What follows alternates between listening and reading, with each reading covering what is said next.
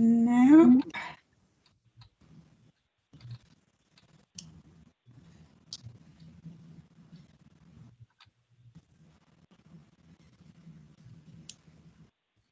Okay, so we'll go ahead and get started.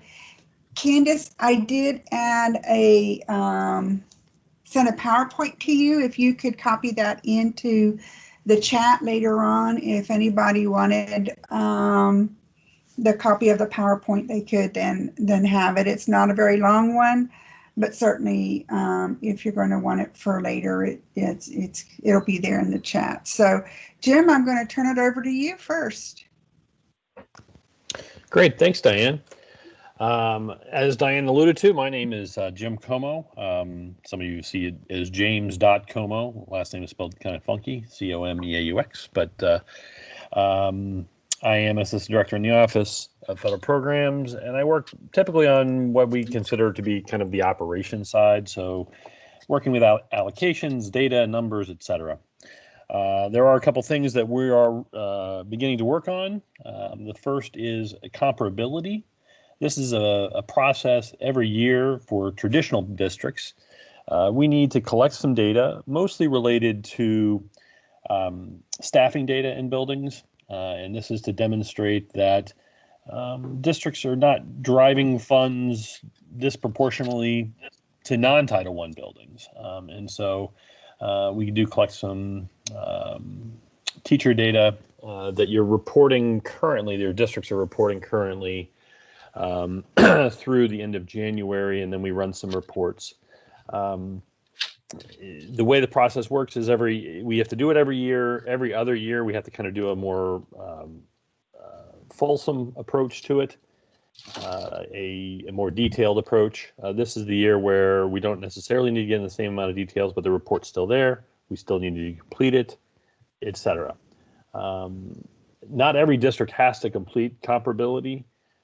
It's only applicable to those districts that basically have multiple schools within grade bands. So you can imagine if you have just one elementary school, one middle school, one high school, you might not need to complete comparability. But if you have multiple elementary schools, some of which are Title I, some of which are not Title I, then you will need to complete it. So again, that's coming out now. The messaging, the system just opened yesterday. The final reports are due in March. As I alluded to, the staff reporting data that window is open in EMIS until the end of January. I don't have the precise date in front of me. I want to say January 23rd, but it could be off. So again, you should just be reporting your staffing data appropriately, and then we'll generate our reports from there and work with you on those reports. Finally, again, as a reminder, this does not apply to community schools, and this does not apply to many traditional public schools, traditional public school districts. So you may or may not have to do it depending on your situation. The second item that I want to talk to you about briefly here today is allocations. So we do allocations in June that you have access to beginning in July 1. And those are based on data that the U.S. Department has. The U.S. Department then adjusts those in October. Our adjustments were very small for the most part. We did have a couple of districts that had increases or decreases one way or the other, but most of them are really small. And our plan is to have you see your reallocations during the second week of January, so around January 10th. Why is that? We have to each year give new community schools access to their funds within 5 months of their opening.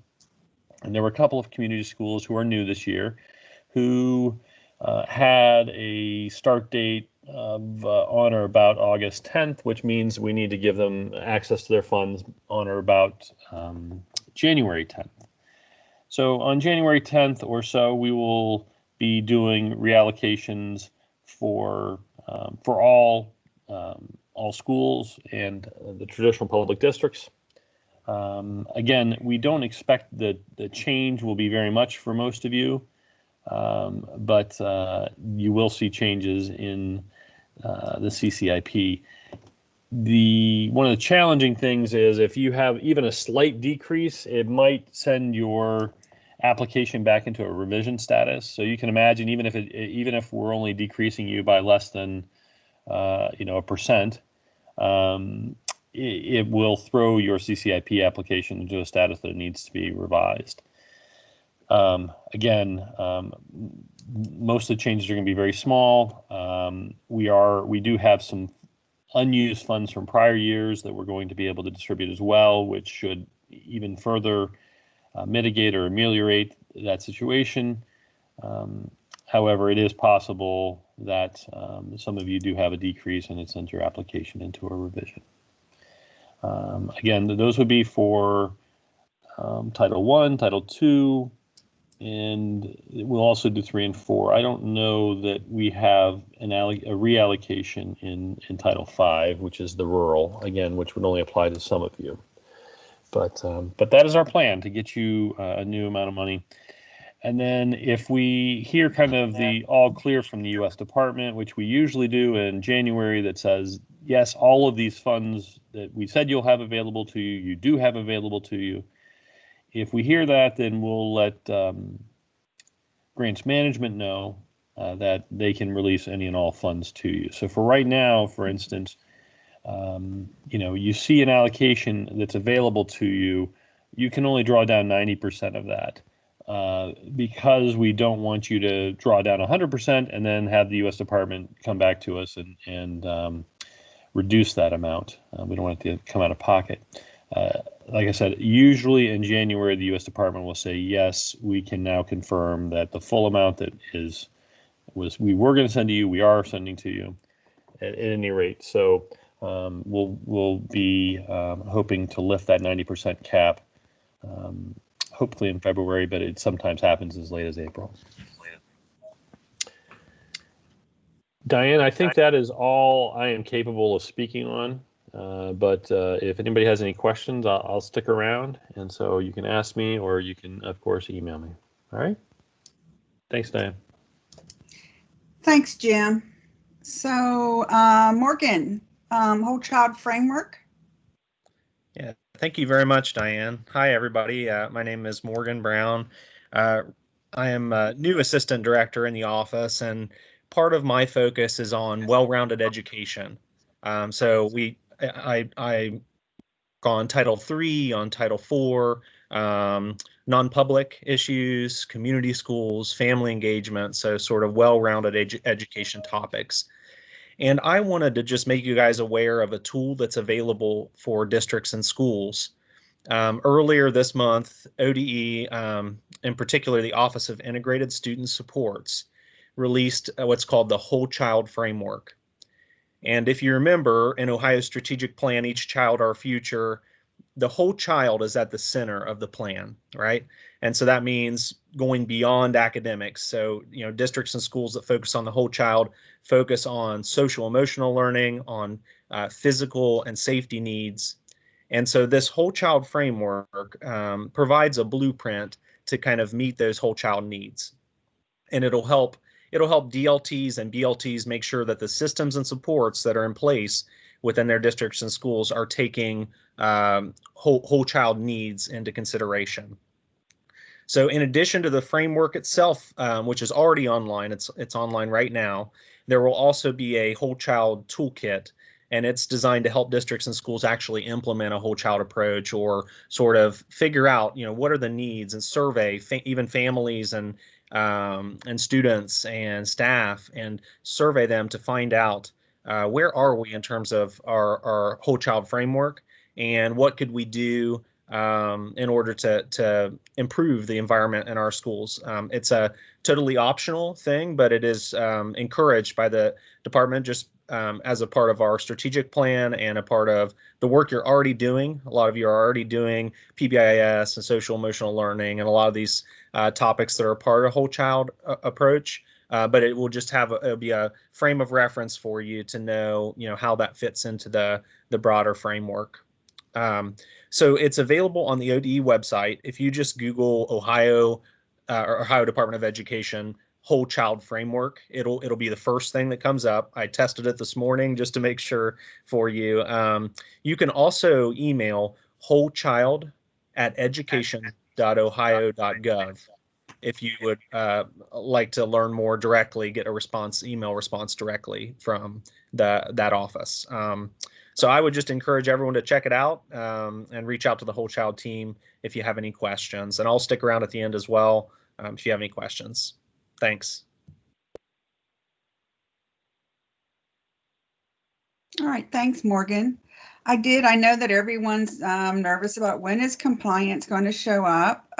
So I did want to share that it is still in development. It is supposed to open up by the end of this month. However, I wouldn't be surprised if that doesn't occur until January with the latest information that I've had from our IT department. So be patient. It is a migration to cloud this year. So they're in the process of moving everything that was in the old compliance system over into a cloud system. We will, as soon as we know that it is open, we will send out a CCIP note for everyone so that you know that you can go in and start working on compliance. And and we'll also have a manual for that as well. So if you have any questions, please ask your federal programs consultants, and they can assist you with anything for this. And then finally, we're going to move on over to our monthly topics. So hopefully, I'm going to advance the screen, and I'm hoping that this is you're able to see my screen. Morgan, did you see it advanced at this time? Yeah, it is currently on the One Needs Assessment timeline. Okay, good. All right, so just to review the timeline for everyone, depending upon your cohort or anything, the One Needs Assessment is scheduled to open up this month. It possibly, the last I heard, will open this week and go into production. However, that was last week that I heard that, and I know that they have moved forward on it since last week. However, and it has gone into Q&A, so they're doing testing on the site at this time, so I wouldn't expect it until towards the end of the week. So if you want to go in and check to see if it's opened, maybe Thursday or Friday, and just keep checking, and I'm sure there will be a notice that will go out to let you know when it has been opened, and so that you can use it. The one plan then should open by the 1st of February with some of the updates that will be occurring this year to continue to move us forward with the EdSteps process. And I'll share some of those changes that are connected with the One Needs Assessment with you today during our monthly topic session. Those of you that are in cohort 1, your plans are due on March 31st so that the multiple office review process can begin on April the 1st. You will be able to see if you're having a multiple review process once we open up the one plan. There will be an Excel file that you can click on, and you can go to your district and see which offices are reviewing yours. If you have labels on your current report card, such as gifted or literacy, typically you can expect that those offices would be review it. Those of you that have received a student profile report from the Office of Exceptional Children, For disproportionality, more than likely, there'll be a review from that office. We will have a guide that will be posted or come out when the one plan opens. And it will not only give you the information from each office about what criteria they use to determine which districts they will review, but also it'll tell you what criteria or what are they looking for as they're reviewing the plan. So that as you're working on your plans, you can make sure that in your descriptions, you touch on those pieces about how you're addressing those items in your plan, wherever they may be appropriate. And then finally, the consolidated funding application, typically the allocations come out by June the 10th. That's our date here in our office that we strive to achieve each year. So somewhere by around the 10th, you should get the funding allocations out, which will populate. Those grant pages will open up and you can go in then and start completing your budgets and your budget details pages. Hey, Diane. Yes. This is Jeremy.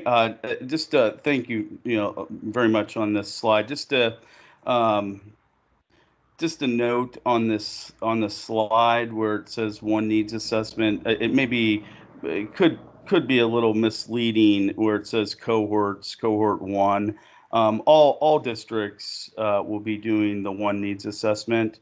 The cohort 1 will be doing the one needs assessment identification over a 3-year period and the one plan over a 3-year period. But all districts now will be using the one needs assessment. Thank you, Jeremy. Yeah, yes. Thank you. And the date, though, here for the March 31st due date is only for cohort 1. All other districts, if you're a cohort 2 or 3, your due date for the one needs assessment and the plan is end of June when you submit your funding application. Those have to be done. And I think I have another timeline or another schedule here that I can show you with those dates.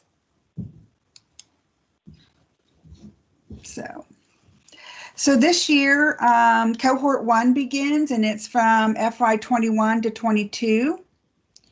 And then next year, if you're in cohort 2, you would start your planning process next year. But it will be, you'll start in January about the same time as cohort 1 this year, and your plan and one needs assessment will be due March 31st then next year. And then for cohort 3, you don't begin the 3-year planning process and have the earlier due date until FY23 and 24. Pilot districts, if you were a pilot district last year, your plan is in FY21 and it'll be housed in FY21 for the next 3 years. So when you want to go in and you want to make changes, you'll go into your FY21 one needs assessment and your FY21 to make those changes. So, and then finally you'll roll into cohort 3 then at that time.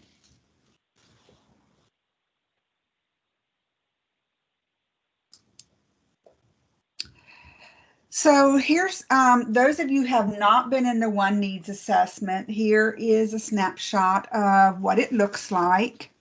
You have your subsections, your sections over here, and there are 8 sections.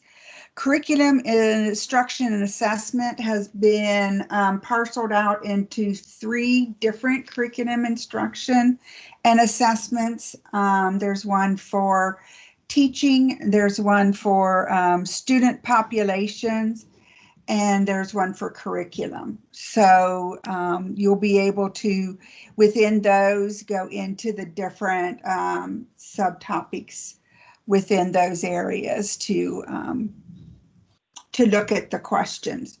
You will have required questions that you're required to answer simply based on your district's status, as well as all districts that receive federal funding have required questions for LEA plans that are in ESEA. And then, of course, if you have any Title I school-wide buildings, those buildings have required questions that are in their building plan, as well as any accountability or status questions that may be required.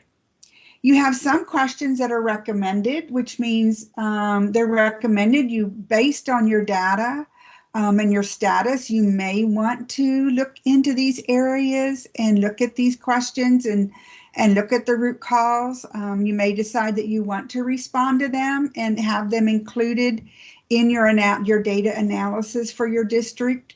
You may not, they're only recommended. And then you have other areas that are just optional. If they're not required or they're not recommended, they're optional topic areas that you can go into and look at the questions and say, well, you know what, we have a problem here. It may not be showing up in the data that Ohio Department of Ed has, but we have data here in our district that says we may want to delve into this because we believe it may be an underlying problem to some of our other required questions that we have. So those are district decisions and decisions that you will make as you're working with your teams in your district and doing your data analysis for your needs assessment. I did want to share then the needs assessment is really going to drive your plan. So completing your needs assessment and making sure that you really consider all the items that are required in the session, as well as other items that you believe may be beneficial for your district to respond to and consider as you're going through your needs assessment, will be included then or come over to a final page in the needs assessment. And this next page is the page that really is going to drive what your plan's outline will be once it moves over into the one planning tool. So once you do all the questions, you're going to click on that priority review tab, and it's going to show you the improvement areas, the primary need or the need that you've identified in that improvement area that you've answered questions on, and you've done a root cause analysis. And you've said that it's a priority, so it's showed up on this tab. This is where now you're going to make those decisions. How are we going to select our priority needs that we're going to address over the next 3 years in our plan? And the one needs assessment is where this is done. And whenever you want to make changes later, you can always go back in here and select another priority need, or select another improvement area. But these decisions that you make at this point will drive your plan. So I'm going to show you how that's going to happen here in a second. So once you've identified if this is a priority need that we want to have as part of our plan, for the next 3 years, you're going to put a checkbox in this last column, which means it's going to the CCIP.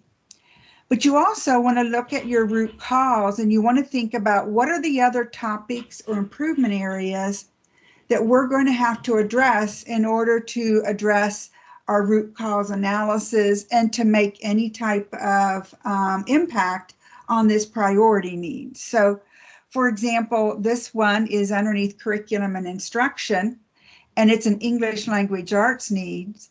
But you can see that they've also said we're going to have to work with community and family engagement in order to address some of the items in this need.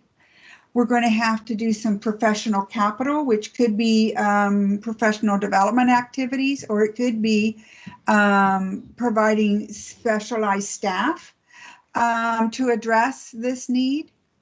And we're also going to have to work with leadership, which might be leadership, professional development on leadership, so that they understand curriculum, or it could be leadership on monitoring and implementation, or it could be leadership on developing teachers. So however you've decided in here. So once you've completed this page and you've sent the drop-down box to send to the CCIP, this is where it's going to then create your outline for your plan. So for example, whatever your priority need was in your needs assessment is going to populate into your goal title. So for here, they had a priority need for engagement. And it also pulled over your root cause analysis for you underneath that goal title, so that you could also have that. It helps to explain your strategies that you're going to list for that goal. You will add the SMART goal item to your goal and your student and adult measures still. And you're still going to do a fiscal resource, create your fiscal resource for what funds will you use to support this goal. The strategies within your application, those topic areas will move into your strategy titles, and then you will add your description for this. So this is giving you a snapshot of what it will look like. Once it goes into the planning tool, you'll have an outline. You'll have an outline of your goal titles, and you'll have an outline of your strategy titles. This is true for the district's plan as well as your building plans. Whatever the buildings select as their priority needs, and their strategies are what is populated then into the building plans. If you are a charter school, your needs assessment and your plans will be at the district level. They will not be at the building level. And this section here, the create component relationship, will no longer be viewable. It'll be gone, it'll be hidden. So because in the one needs assessment, we address the components in the questions that we require of districts that need to address these components within their plan. So we're going to open this up to questions because I want to give you plenty of time for some of your questions. I've got Morgan Brown here, who is here to help me with some of the questions, and I'm going to go ahead and see if I can scroll here through the chat and see what we can find. So Ken, I see your question. And you've asked so should you do your district plan or have the school plans first? So you can both be working on your plan consecutively. However, I do want to encourage you to really work with your buildings on what they've identified as their priority needs and their strategies. We do have a report this year that will be available in the One Needs Assessment once it opens up for the district, that you can run a report that will show what all of your buildings have selected as their priority needs and their strategies in their One Needs Assessment, so that before the district then submits their One Needs Assessment, if they decide they want to do any updates or changes based on the information that they've received from the buildings, they can do so. The district is not able to select or submit its One Needs Assessment until all the buildings that are required to do a One Needs Assessment in the district have done theirs, so that we can assure that the district has been able to review those building needs assessments before they submit theirs, and because you're going to want to look for alignment.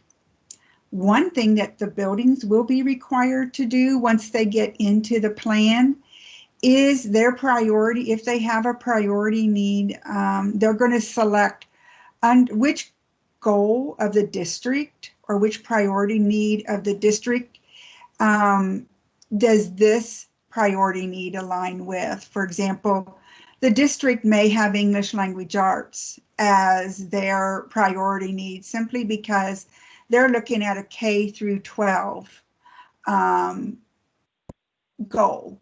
Whereas in an elementary building, they may have selected literacy for their focus, and they would select then that their literacy goal aligns with the district's English language arts goal. Hey, Diane. This is Yes, Morgan. Hey, there is one question up above that I think still needs answered.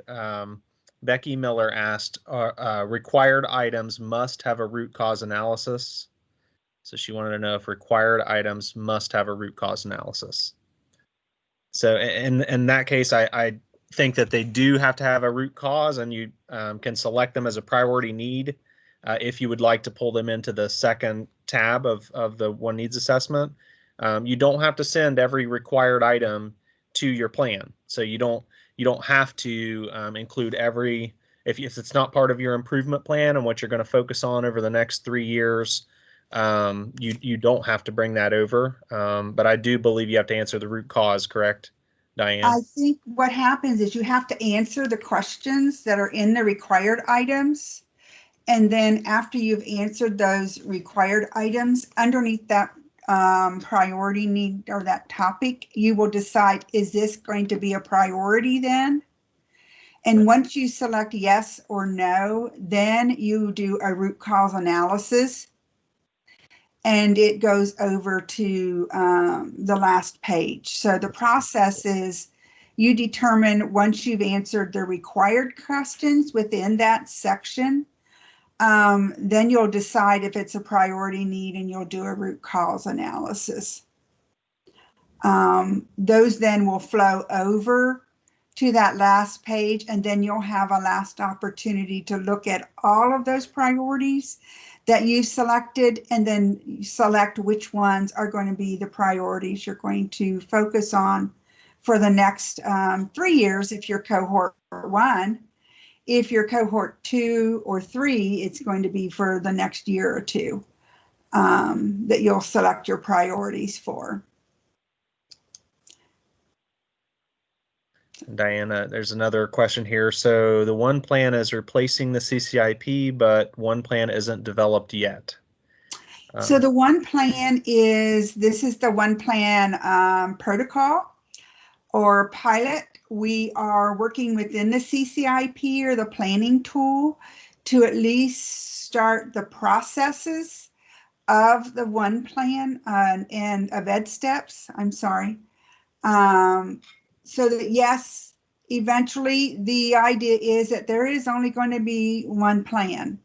That's why we have all of these offices that are reviewing with us, because instead of them requesting that you submit them a plan separate from what you submit in the CCIP, they will be looking for those things that are on the criteria sheet that they have to see how it's embedded within your one plan, so that districts and buildings truly have one plan of action for what they're going to do for improvements over the next 3 years, versus them having multiple plans that they're trying to balance at one time.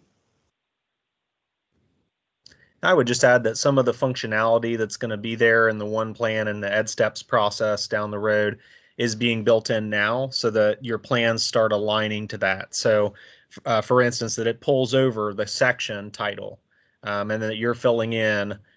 So you're filling in, for instance, if you've selected a core improvement area of curriculum instruction assessment, it'll already align your strategies to match that. And then you're filling in the text this year. Eventually, it'll be even more intuitive, when we've moved to that system. Yeah, our hope is that once we get a new system to support the ed steps process, that it'll be more intuitive to know what we're able to do with the current CCIP system that we have. Diane, it looks like there's a question from Tim. Maybe Jim would be the best to answer this one. It says, when I run comparability, the save button is grayed out, and I get a message that says the save button for EMIS data comparability report will be inactive until EMIS officially closes on 6/30/2021. Will this prompt go away in February, March for us to submit? I think the answer to that is yes. I worked on comparability last year, but I don't know if Jim wanted to add anything on there. That will become available, once the report, once the EMIS staff data window closes, which is on, I believe, the 29th of January this year. So, and for everybody on the call that doesn't do comparability, if you didn't get an email about comparability, don't worry. We send it directly to the districts that have to demonstrate comparability. So, don't panic about it, because it's, if you didn't get it, then, it goes to I believe the superintendent and treasurer. But yeah, that should become available after the staff data window closes, I believe. Yeah.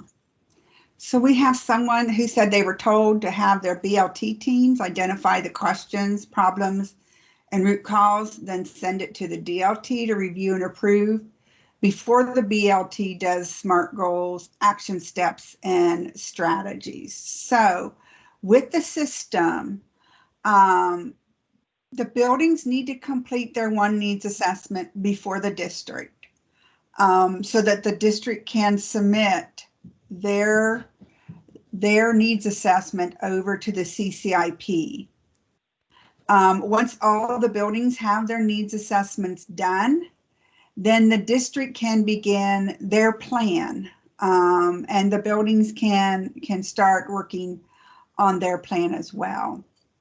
The district then cannot submit, when the district submits their plan at the end, they're approving not only their plan, but they're also approving all of their building plans that are submitted with it.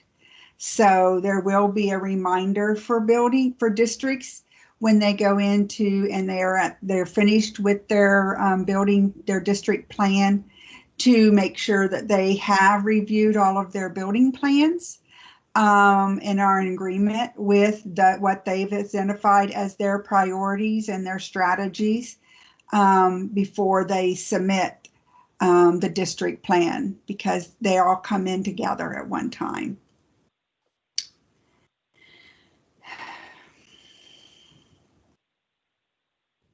Great. And it looks like Terry had a question. If we use federal funds predominantly for salaries, how will we put it in a funding component for what gets pulled over from the one needs assessment?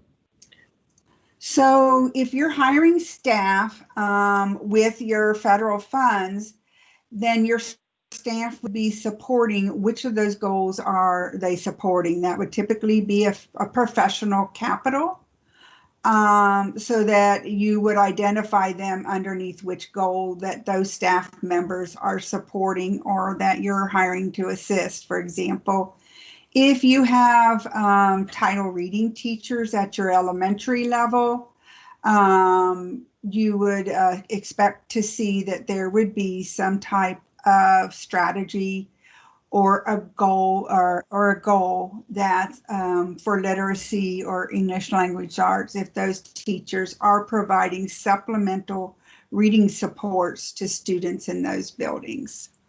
The same would go for coaches. If you have coaches in your district that provide support to staffing, which goals are they supporting? They can either be, they would be a strategy or an action step underneath that goal. Great. And then Rosemarie just had a question. So to confirm, we will need to submit both a one needs assessment and then submit a one plan. I don't know if I would characterize it as submitting. Eventually you do submit that as part of your funding application, but you'll need to send to the planning tool, send your one needs assessment to the planning tool. And that will complete the needs assessment portion of your plan. And then that will start those prompts and your goals and strategies, and you'll complete those.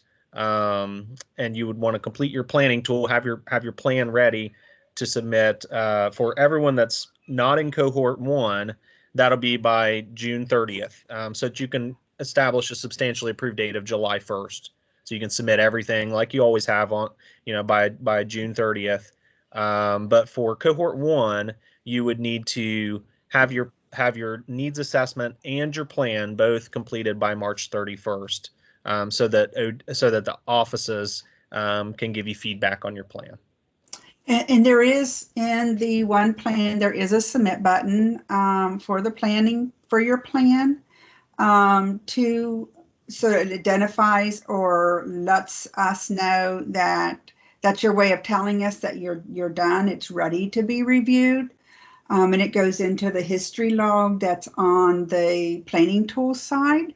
So for all districts, you do have that submit button this year. So even if, you may get your plan done earlier than the June 30th, you can go ahead and submit it, and then wait for us to open up the funding application. And then Morgan was correct. The one needs assessment is similar to what the decision framework was before. It populates over into your plan the needs assessment for your plan. All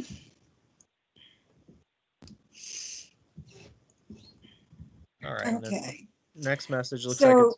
Oh, go ahead, Diane. Lisa's asking me, if a district has to wait to submit until the buildings submit, how can the buildings align to the district?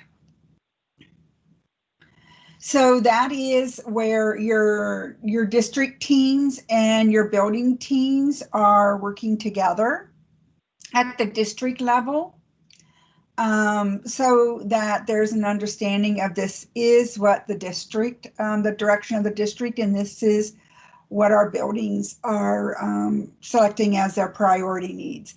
The report that's in the one needs assessment will certainly help with this.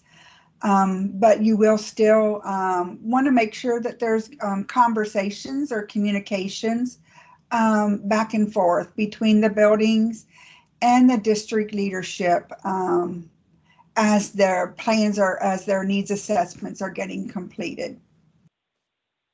Now, buildings do have an option of having a priority need that isn't aligned with the districts.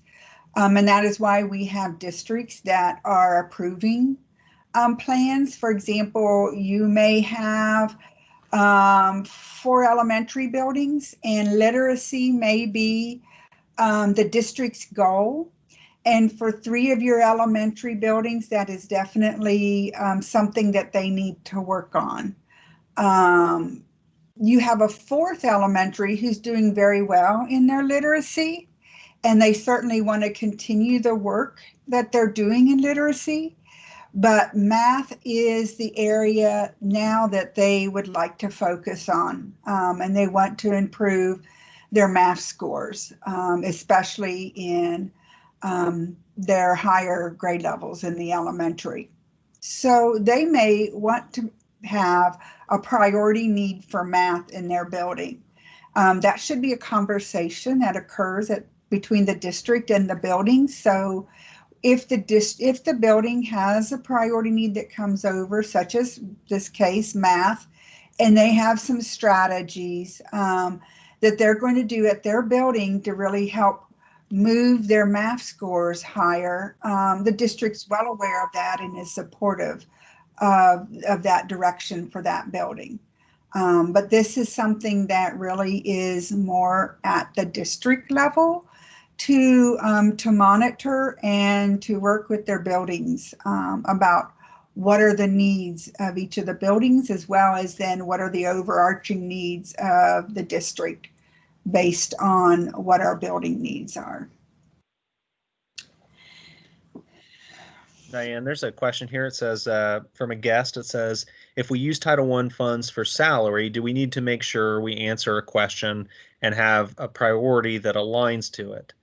And I would just say off the bat, it's your improvement plan, right? And how you want to align your goals and your strategies. But if you're paying for salary, like for a reading teacher, for instance, we would expect to see maybe a reading goal or strategy that aligns with what you have in your funding application. So, and I don't know if Diane wanted to add anything else on there. Definitely. If you're the federal funds are to support your improvement work, and they're supplemental funds to help the district continue to move their data along so that they can make improvements across the district and improvements with your Title I funds for your Title I buildings. So that's one of the reasons why if the buildings you may not have a goal at the district level for that, but the building may have a goal for it in which they would have a strategy for that additional staff member because it aligns with what they're trying to achieve in the building. As we move forward with Ed Steps and the fiscal resource pieces, those will continue to move along into, your planning piece for how you're spending your funds. So, and I think something else that I know that often, and I was just as guilty of this in a district too, is we get stuck with, we've hired people underneath our funds, our federal funds, and we often, because we have staff members who are underneath those grants, we don't often evaluate if how we're using those funds is being effective. So if we're hiring staff to provide reading support, are we seeing growth and progress with those students in reading? And is the program that we're implementing to improve those student results, is it actually making improvements? And that's something that all of us would benefit from really starting to look at evaluating. Just because we've hired staff to do this, and we've had these Title I staff teachers, and they've been doing this program for the last 10 years, doesn't mean that it's in cement. We need to evaluate and see if this is how we continue to want to use these funds, because they are supplemental funds to address the needs of the district and the buildings.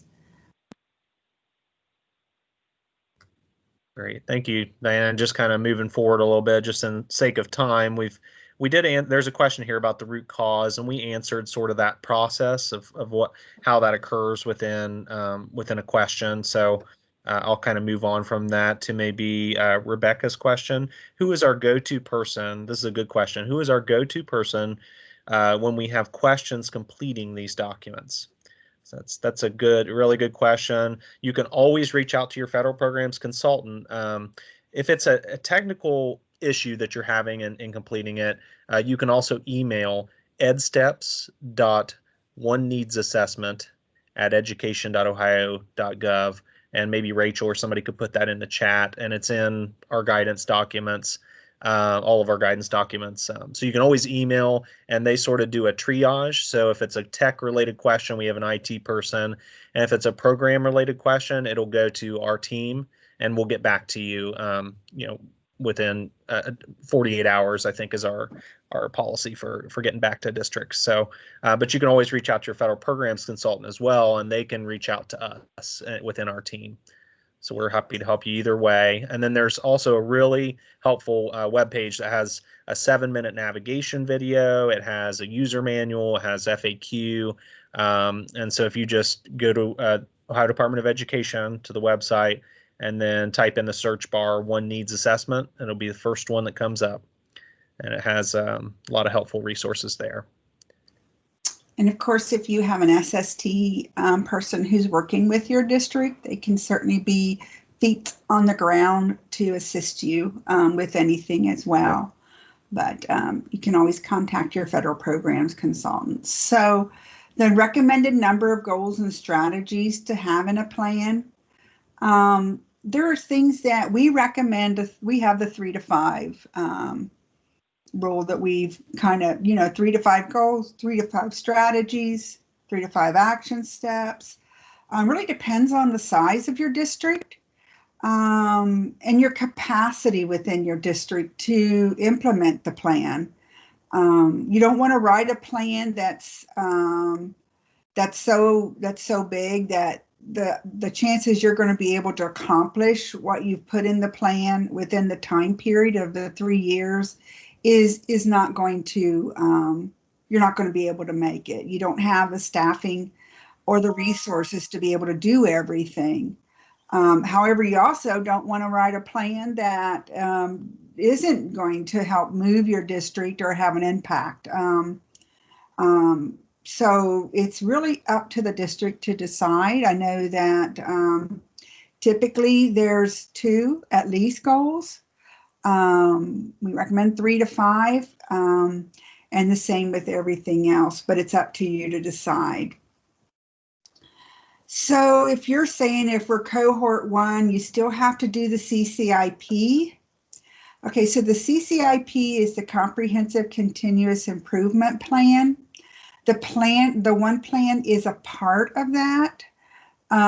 You also, when you get into the CCIP, that's where you get into your consolidated funding applications, as well as any other grants or funds that your district taps into to support the additional programs that they have within the district. So the CCIP is still in operation.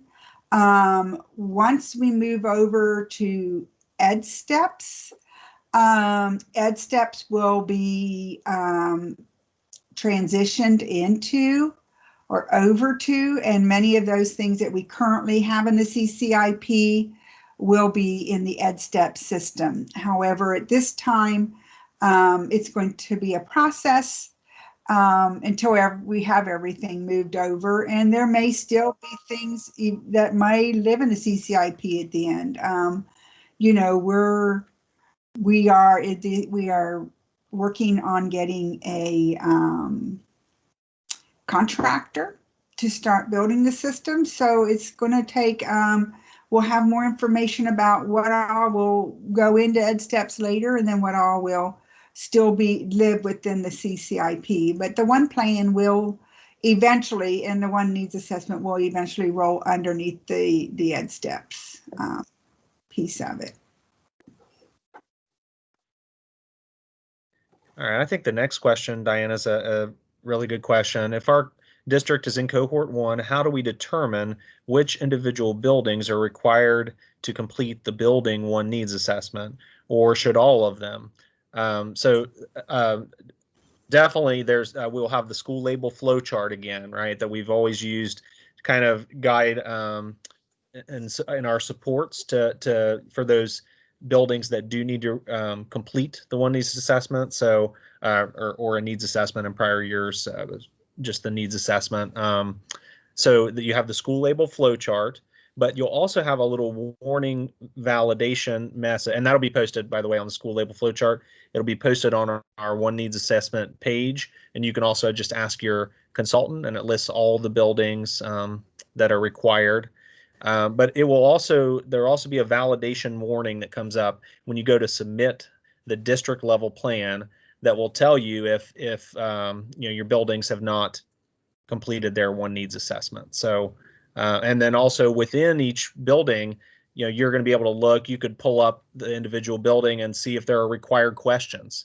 So if there's a little asterisk beside any of the section groups, then that's going to be required. There's questions within that section that are required. So there's a few ways you can approach that. In the past, we've always produced the school label flow chart, which just shows you who needs to complete those building level needs assessments. And Diane, I don't know if there's anything you wanted to add there. So if you have a priority, a focus, or a watch building, then they are required to do the 1 needs assessment and to have a plan. if you have any Title I school-wide buildings, they're required to also have a comprehensive needs assessment and a plan.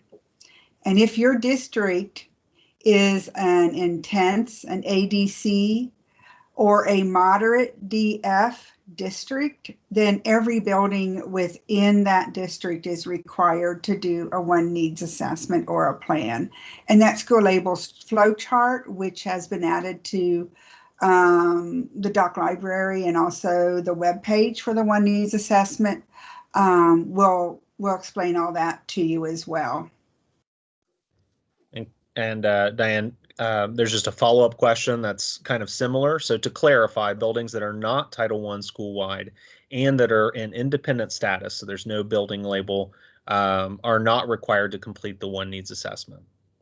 As long as, now they could be independent but have a watch. So if they do have a watch, they would still need to do it. But most buildings that don't have, if they don't have any label at all, and they're independent, they don't have a watch label either, and they're not a Title I school-wide, they're targeted assistance, or they're not served under Title, they're not required to do the one needs assessment or a plan. Great, thanks a lot, Diane. And I'm not sure how you wanted to handle. There's some additional questions here. Looks like we're coming up on time. Do we want to maybe try to get answers to the remaining questions out, or how? Yeah, I'll try to get them answered. So I think the next one is the equity plan, and it is going to be incorporated into the one plan. There are questions around teacher equity. They're in the one needs assessment. And if you are a district that has equity as one of your labels, you will have those required questions within your needs assessment that you will need to address. And then the equity office or teacher equity office will be looking at your plan to see how you're addressing those areas that you need to address within your plan. Now, do you have to have a goal? No.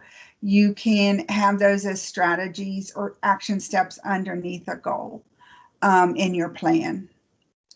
So you need to think about, if we address, equity amongst, let's say you have inexperienced teachers is your trigger. You have a high percentage of inexperienced teachers, and so you want to, most likely I would think that it would be in a strategy for professional capital underneath one of your goals, for example, underneath curriculum, where you would talk in the description there for professional capital, not only the professional capital you're providing for all staff, but also the additional supports that you're providing to your new teachers or your inexperienced teachers, so that they can be successful and more likely then to be able to retain them within the district. Great. And Diane, it looks, I was just kind of scrolling through the meeting chat, and it looks like Amy and Rachel jumped in and answered pretty much all the rest of the questions here. So thank you to Amy and Rachel for that. And maybe we'll just hang out also, and we'll be here if anybody wants to put another question here. I think the meeting chat stays there, so you could continue to ask questions. We can answer just for a few minutes afterwards here. But I think we're good. Diane, if you wanted to kind of wrap it up. Yep, I want to thank everybody for attending. We do have the new coordinators training. Rachel, when is the date for that, or June? Is that this week, or is it Thursday? I believe it's Thursday this week. I know that Scott May will be presenting for that. And it will be along the lines of, is this allocable or allowable? How do we determine that when we're trying to decide how we want to spend our funds? So that will be on Thursday at 10 o'clock for new coordinators.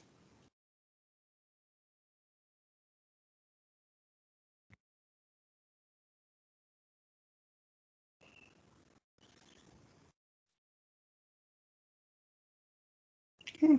Thank you for attending, and we'll hang out here and try to answer as many questions as we can for the next few minutes.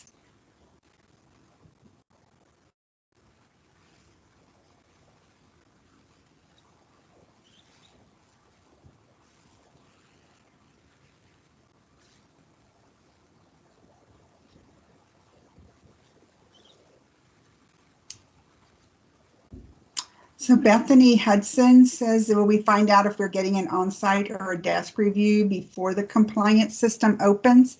Yes, your federal programs consultant should be reaching out with you to let you know which type of monitoring your district is receiving.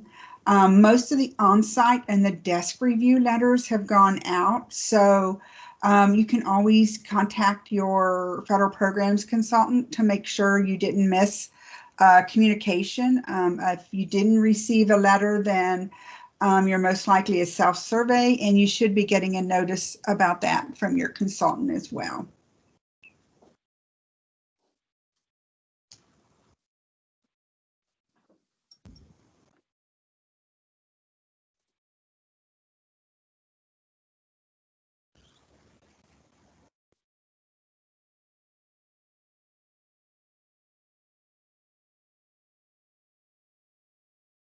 Tricia, you're asking about general fund as well.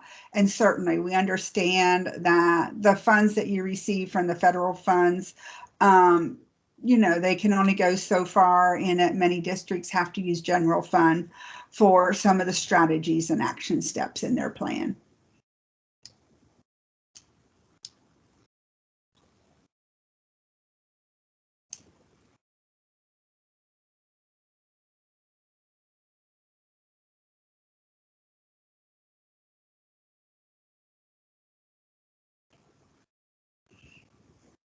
So check your buildings also in the planning tool to make sure that any of your buildings, it should say whether they're an independent or not, and that they don't have a watch.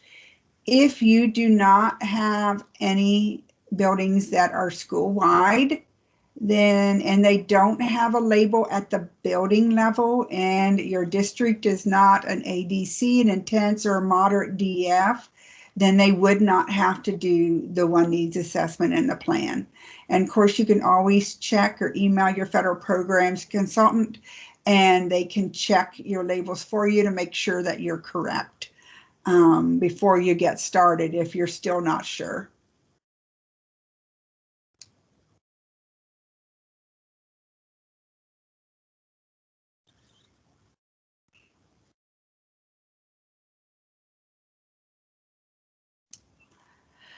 So the literacy plan for the districts are typically due in February, I think, but you would really have to contact the literacy office for those to see when their due date is.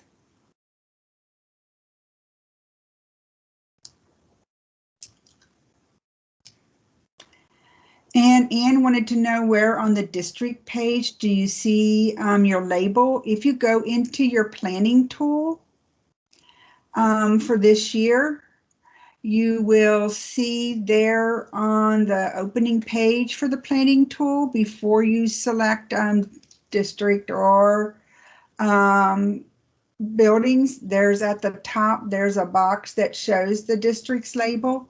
And also then before you go actually into the district plan. For the planning tool for buildings, if you go and you select a building, it's shown in two places. It's on the building planning tool page, and it's also in the Title I building eligibility page in the funding applications.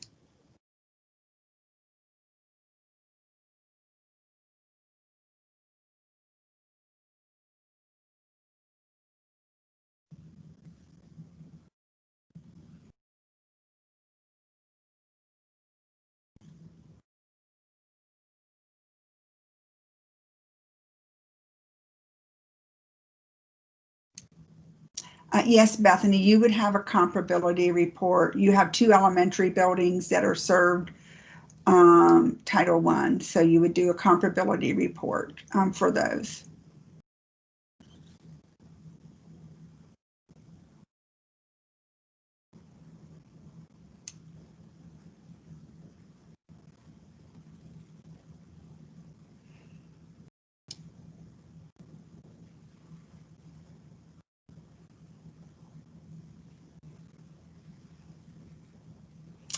So, Kristen, I'm not sure which notification, if you're referring to compliance, it would have been sent to the superintendent and the treasurer and whoever the district had listed as their funding application contact in the CCIP address book.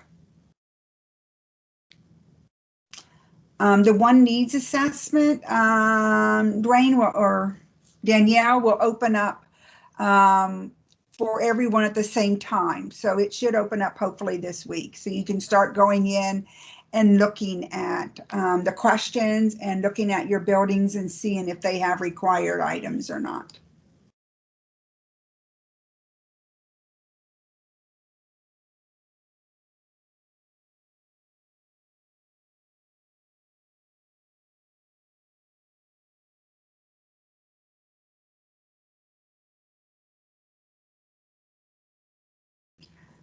Jay, if you want to, you can contact your federal programs consultant. I don't know if, are you guys still seeing my screen?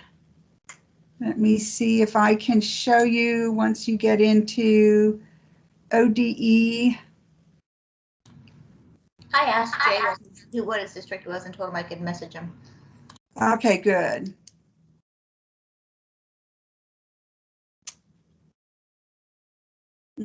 TA means targeted assistance.